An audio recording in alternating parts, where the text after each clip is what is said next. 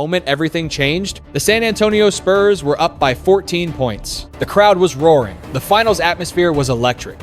The championship dream that had felt impossible just a few years ago suddenly looked real. Victor Wembanyama was dominating stretches of the game. The Knicks looked rattled, and for a brief moment, it felt like the Spurs were about to send a message to the entire basketball world. Then, everything collapsed. What happened over the next few minutes shocked the NBA. The lead vanished. The momentum disappeared. Jalen Brunson took control. Madison Square Garden exploded. And by the final buzzer, the Spurs walked off the floor staring at a painful reality. Game 1 was gone. But strangely enough, the biggest story the next morning wasn't the blown lead. It wasn't Brunson's 30 points. It wasn't New York's comeback. It was one camera shot, one-sided moment, one face.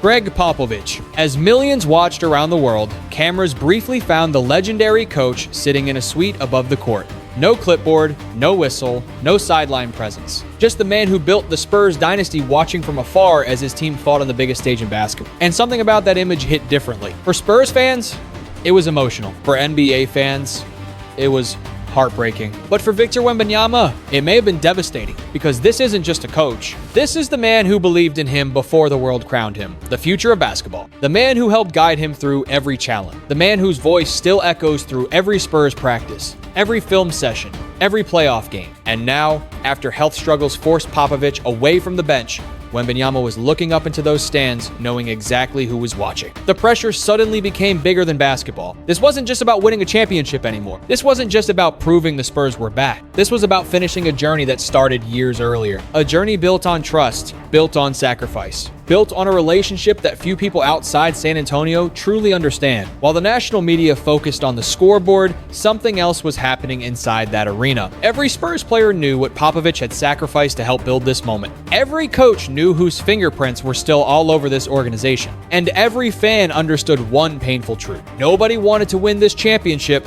more than the man who could no longer stand on the sideline. What happened after Game 1 would only make that reality even more emotional. Because behind the scenes, Wembanyama was struggling with something far bigger than a finals loss. Something that would reveal just how deep his connection with Popovich really is. And once the full story comes out, you may never look at Victor Wembanyama the same way again. Before we continue, tell us where you're watching from today.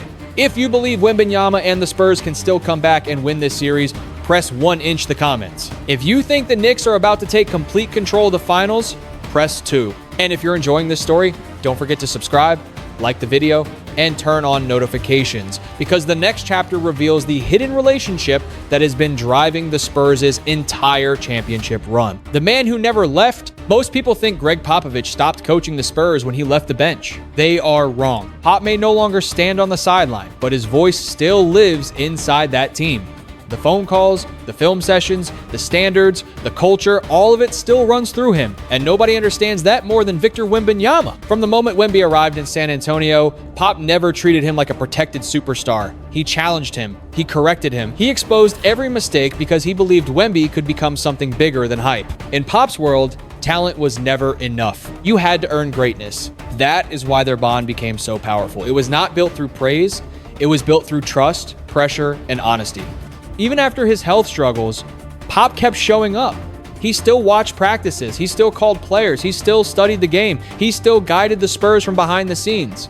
So when the camera found him sitting in that finals suite, fans saw a legendary coach watching from above. Wembanyama saw the man who built the entire road beneath his feet. And after one unforgettable playoff win, the world would finally see just how much Pop truly means to him. The 1-2 year journey back, 12 years. That's how long the San Antonio Spurs waited to return to the NBA Final. 12 years of rebuilding, 12 years of disappointment, 12 years of watching other teams celebrate while one of basketball's proudest franchises searched for its next superstar. For a generation of Spurs fans, the dynasty felt like a distant memory. Back in 2014, San Antonio stood at the top of the basketball world. Tim Duncan, Tony Parker, Manu Ginobili, and Kawhi Leonard delivered one of the greatest finals performances ever seen, defeating the Miami Heat and capturing the franchise's 5th championship. Nobody knew it then, but that would be the end of an era.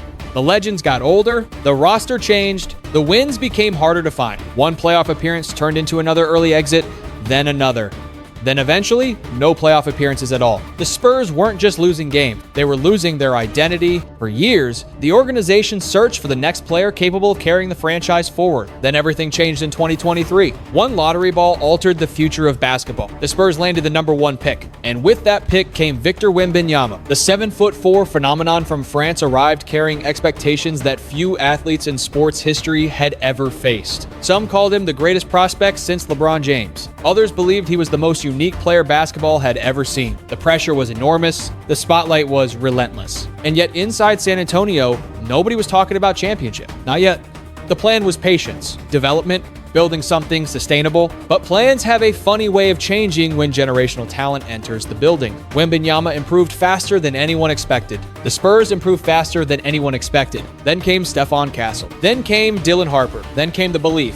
Suddenly, what looked like a rebuilding project started looking like the foundation of the NBA's next powerhouse. The league noticed. Opponents noticed. Fans noticed. But nobody noticed it before Gregg Popovich. Long before the national media started discussing title windows, Pop saw the pieces coming together. He saw the work. He saw the growth. He saw the culture taking root again. And that is why this finals run means so much more than basketball. Because this wasn't supposed to happen this quickly. The Spurs skipped years of the rebuilding process. Instead of fighting for a playoff spot, they were fighting for a championship. Instead of dreaming about the future, they were living it. Every playoff round felt like proof that the franchise was alive again. Every victory pushed them closer to ending a drought that once seemed endless. And standing at the center of it all was Wembanyama, the young superstar who wasn't just carrying expectations, he was carrying history. Every comparison, every prediction, every hope, every memory of what the Spurs used to be. By the time San Antonio reached the Western Conference Finals, the pressure had become enormous. Waiting for them was the Oklahoma City Thunder, the defending champions, the team almost everyone expected to reach the final. The team many believed was simply too powerful to stop. What happened next would become the defining moment of Wembanyama's young career, because against the toughest challenge he had ever faced, he delivered. And after the final buzzer sounded, the emotions that poured out shocked the entire basketball world. When the foundation shook in November 2024, the Spurs faced something bigger than basketball. Gregg Popovich suffered a health scare, and suddenly San Antonio had to ask the question nobody wanted to face. Could the Spurs still be the Spurs without Pop on the sideline? For decades, he had been the voice, the standard, the identity, but even when he stepped away from coaching, his influence never disappeared. He still guided the team. He still shaped Wembanyama. He still reminded everyone what Spurs basketball meant. And instead of falling apart, San Antonio became tighter, tougher, and more determined. Because Pop had built more than a team, he had built a culture strong enough to survive without him standing courtside. That is why every playoff win felt personal. And when the Spurs reached Game 7 against Oklahoma City, Wembanyama knew this run was not just about his future. It was about Pop's legacy, the film room, that changed everything.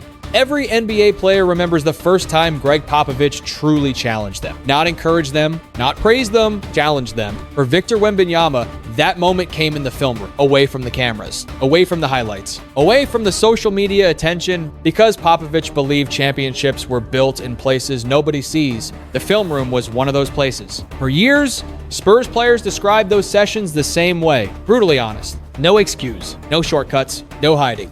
If you made a mistake, Pop stopped the video. If you lost focus, Pop noticed. If you repeated the same error twice, everyone in the room knew about it. And when Wembanyama arrived as one of the most hyped prospects in NBA history, Pop treated him exactly the same way, maybe even harder. One session became legendary inside the organization. Wembanyama had made a series of mistakes that reminded Pop of something. The habits of a rookie, the habits of someone drifting backward instead of forward. So Pop stopped the film. The room went silent. Then he looked directly at Wembanyama. Why are you doing things you already learned not to do? The question hit harder than any criticism, because Pop wasn't questioning his talent. He was questioning his growth. That's what made him different from most coaches. He wasn't interested in what a player could become someday. He cared about what they were becoming right now. For Wembanyama, those moments were uncomfortable, sometimes frustrating, sometimes exhausting, but they were also transformational because every championship player needs someone willing to tell them the truth, not the comfortable truth, the necessary truth, and Popovich delivered it every single time. As the years passed, those lessons started shaping the future face of the NBA. Wembanyama became more disciplined, more focused, more mature, not because success came easily, because Pop refused to let success make him comfortable. That relationship became even stronger after Pop stepped away from coaching.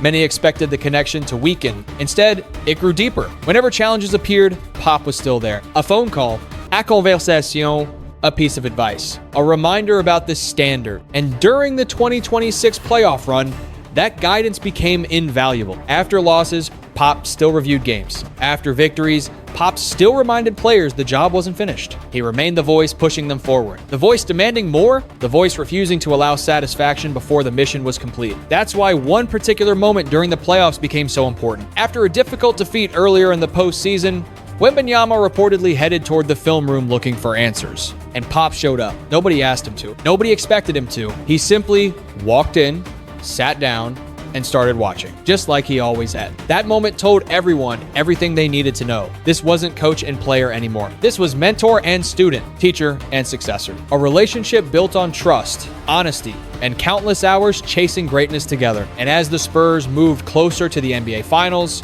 Wembanyama carried every lesson with him. The discipline, the accountability, the relentless pursuit of improvement, all of it came from those film room battles. But nothing could have prepared him for what happened after Game 7 against Oklahoma City. Because for the first time, the basketball world would see the emotional side of Victor Wembanyama.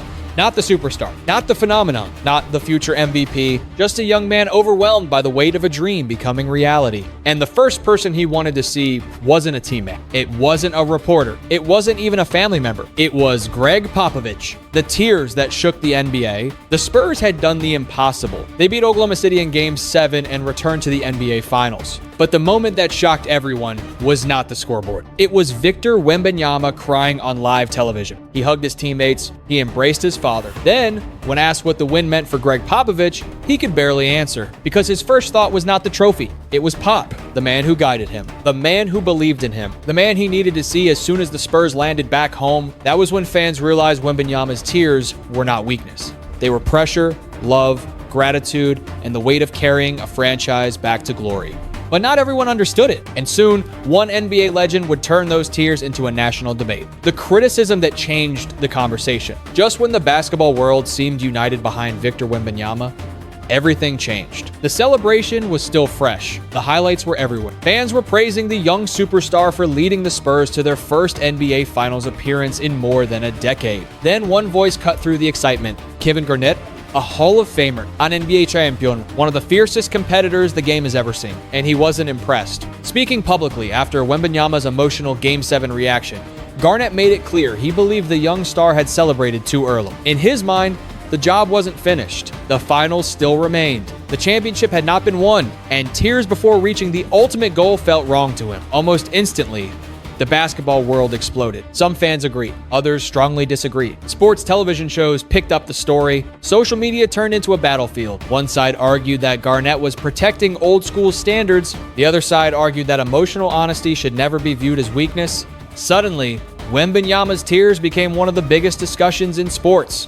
The irony wasn't lost on fans. After all, Kevin Garnett himself became famous for one of the most emotional championship celebrations in NBA history. When he finally won a title with Boston in 2008, he cried, he shouted, he celebrated with overwhelming emotion. The famous phrase, "anything is possible," became legendary because it was real. Because people could feel how much it meant to him. That history made Garnett's criticism even more controversial. Fans immediately pointed it out. Why was emotion acceptable for one generation but questioned in another? Why was passion celebrated in one moment and criticized in the next? The debate quickly grew larger than basketball. It became a conversation about leadership, about vulnerability, about what modern athletes are allowed to show. And through all the noise, Wembanyama remained remarkably calm. He didn't fire back. He didn't attack Garnett. He didn't start a public argument. Instead, he stayed focused on the final. Because deep down, he understood something many people missed. The tears were never about reaching the final. They were about everything it took to get there. The years of expectations, the pressure of carrying a franchise,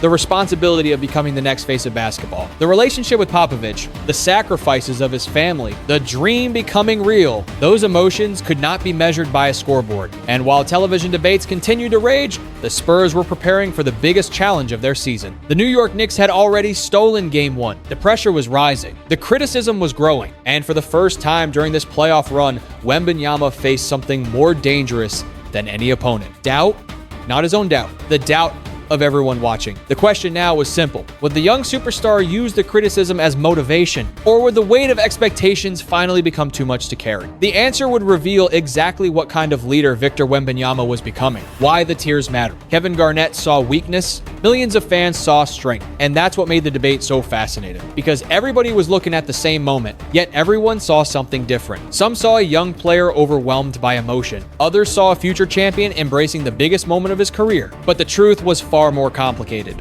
Victor Wembanyama wasn't crying because he thought the journey was over. He was crying because he knew exactly how difficult the journey had been. Think about everything he carried from the moment he entered the NBA. Every game came with expectations. Every mistake became a headline. Every performance was compared to legends. Every season brought new pressure. Most young players are allowed to develop quietly. Wembanyama never had that luxury. From day one, he was expected to save a franchise. From day one, he was expected to become the future of basketball. From day one, people treated him less like a rookie and more like a promise. A promise that the Spurs would rise again. A promise that a new dynasty could be built.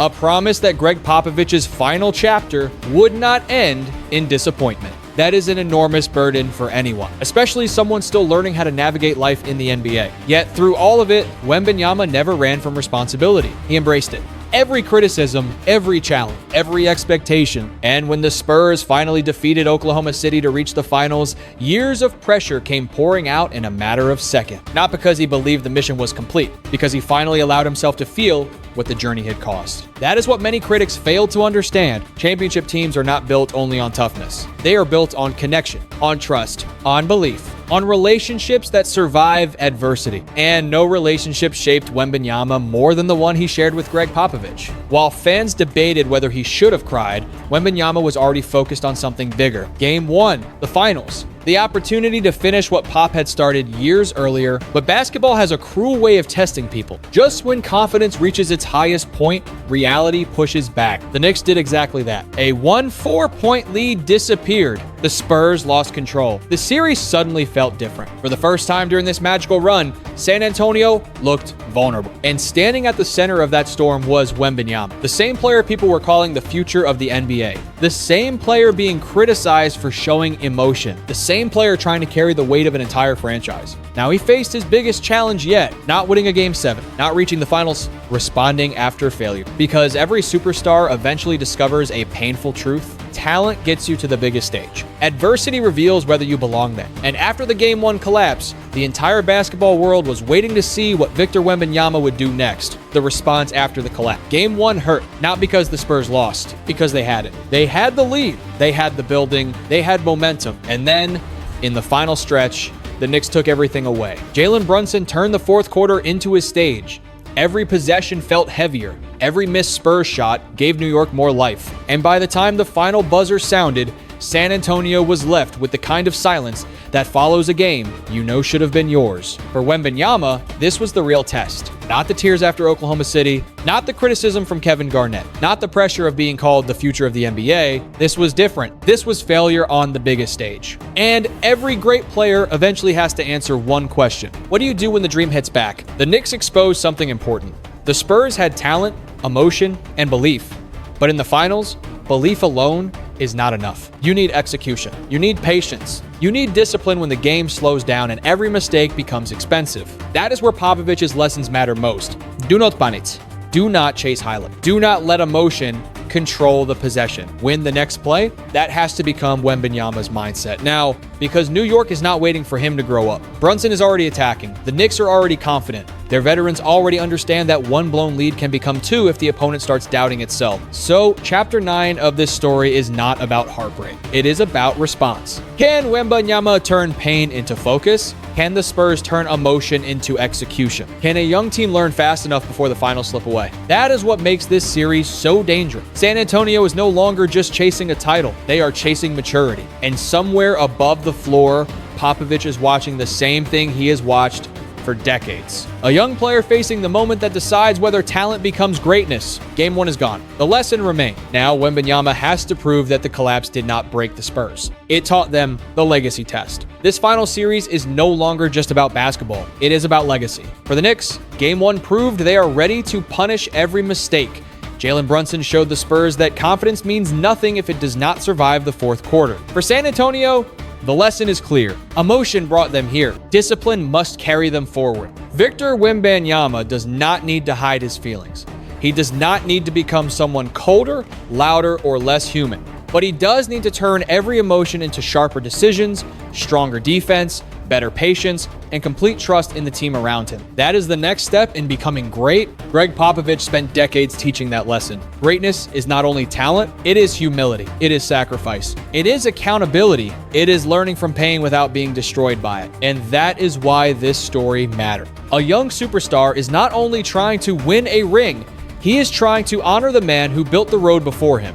Popovich may not be standing on the sideline anymore, but his culture is still alive every time the Spurs move the ball, fight through adversity, and refuse to quit. The Spurs lost Game 1, but they did not lose the story. Now, Wembanyama must prove that vulnerability and toughness can live in the same heart. That tears do not make a player weak. That pressure does not have to break a young leader. And that the greatest way to repay a mentor is not with words, but with growth. So here is the lesson. In basketball and in life, falling behind does not define you. What defines you is how you respond when everyone is watching. If you believe Wembanyama will turn this pain into greatness, press 1" the comments. If you think the Knicks are too strong, press 2. And if this story moved you, subscribe to the channel, like the video, share it with another NBA fan, and stay with us for the next chapter of basketball history.